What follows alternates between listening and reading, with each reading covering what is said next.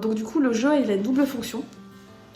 C'est à la fois répondre à ses besoins physiologiques de base de se détendre et puis de répondre à son instinct de chasseur. Et l'autre facette, c'est d'un point de vue éducatif.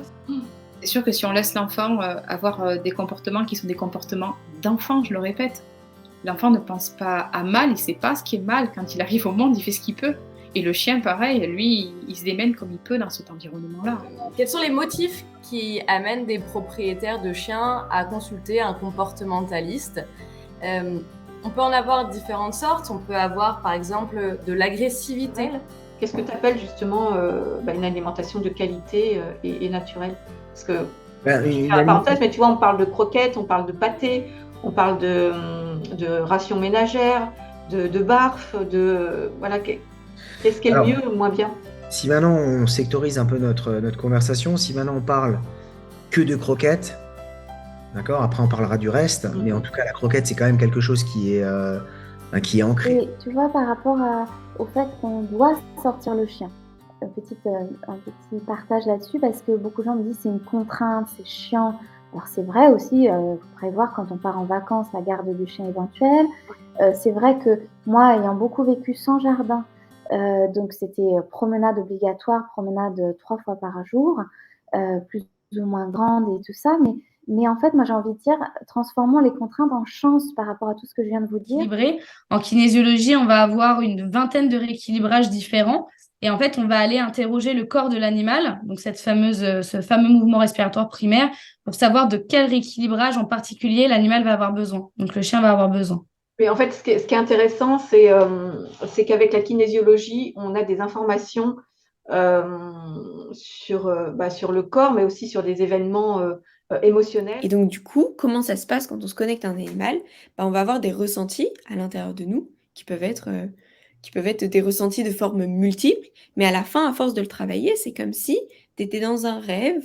Tu sais, quand tu es dans un rêve, tu ressens des choses, tu entends des choses, tu vois des choses. Il y a tout qui se mélange ensemble. Et en fait, c'est comme si tu étais dans un rêve, mais tu rêves, on va dire, dans le corps de cet animal auquel tu es connecté. En fait, l'anthropomorphisme va vraiment entraîner une mauvaise communication avec les chiens parce que forcément, quand on va interpréter les actions de notre chien à travers le prisme de nos propres sentiments et de nos propres réactions humaines, comme je disais, on va vraiment mal comprendre ces signaux et on va lui attribuer des intentions qui ne sont absolument pas les siennes. En fait, tout ça va conduire à des malentendus, des frustrations mutuelles, rendant la relation avec le chien considérablement difficile. La capacité de gérer son stress, ça c'est quelque chose qui est réglé, qui se prépare dans l'apprentissage que le chien fait avec sa maman. Donc, et ça dure un certain temps. Ça dure, on va dire, 3 mois, voire plus. Et donc, ça dépend de la capacité de la maman et aussi des circonstances dans lesquelles le chien vit. Et ça, c'est une phase très importante. Et cette phase, aujourd'hui, elle est souvent raccourcie. Une fois que, tu vois, pour un chien qui est excité, comme je disais tout à l'heure, qui s'excite sur les oiseaux, qui part comme un fou sur les oiseaux, une fois que je vais avoir travaillé avec ma balle et que ma balle a de la valeur, que mon chien est capable de s'arrêter sur ma balle, il va s'arrêter sur les oiseaux et je vais pouvoir récompenser avec ma balle. Tu vois un petit peu ce que je veux dire ? Donc, c'est comme ça qu'on arrive à rééduquer un chien réactif et pas en sortant, encore une fois, les friandises du chapeau, quoi. Le deuil est vécu quand il y a eu amour. Enfin, est plus ou moins difficilement vécu. S'il y a eu beaucoup d'amour, il y aura un deuil qui sera peut-être avec plus de chagrin, plus de douleur, plus de déchirement. Donc, c'est le lien qui crée la douleur. Donc, pourquoi quand on vit avec un compagnon animal, on sait, en partie, moi par rapport au chien, parce que j'ai plus eu de chiens, on sait que c'est un membre de la famille. Il fut un temps où c'était un animal domestique. Il fut un temps où c'était un animal de compagnie. Mais un animal de compagnie, ça veut dire qu'on lui donne l'ordre de nous tenir compagnie. Mais c'est plus du tout ça. Dans 90% des cas, le chien, le chat, le lapin, le cheval, n'importe quel autre animal, puisque j'accompagne même des petites filles face à la mort de leur poisson rouge. Donc vraiment n'importe quel animal, ils font partie, c'est des membres actifs de la famille.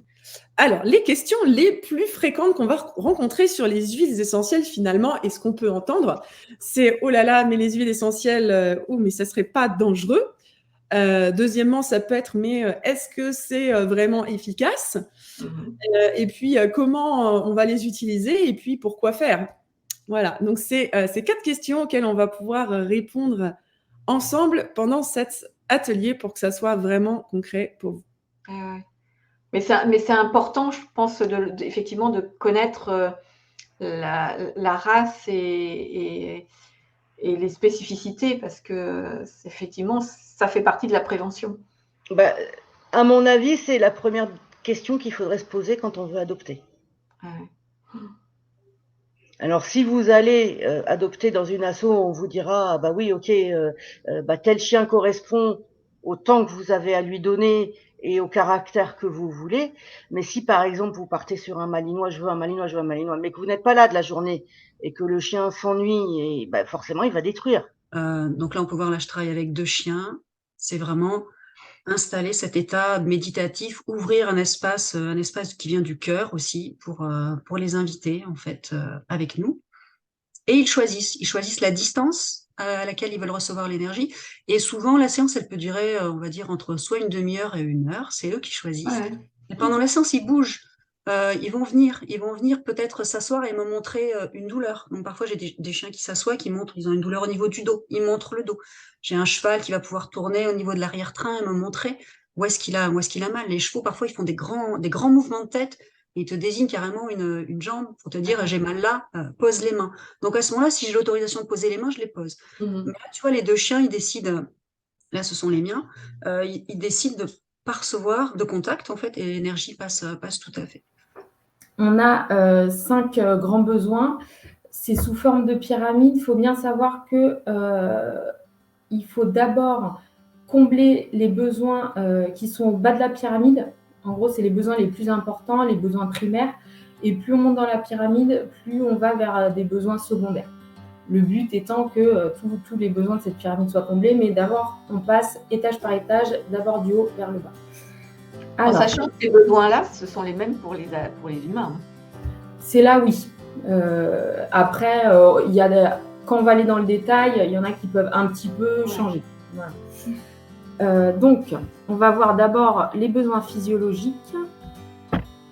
Alors, l'humain, lui, il a 4 émotions primaires. Il a la colère, la peur, la tristesse et la joie. Ce qu'on va retrouver exactement chez le chien, pareil. Après, ils ont des émotions secondaires. Par exemple, chez l'humain, vous allez retrouver la haine, la vengeance, voilà, plutôt des émotions négatives. Sachant que l'humain et le chien, ou les animaux en général, ils ont des émotions positives comme négatives. Sauf la différence entre le chien, c'est que l'émotion de haine et l'émotion de vengeance n'existent pas.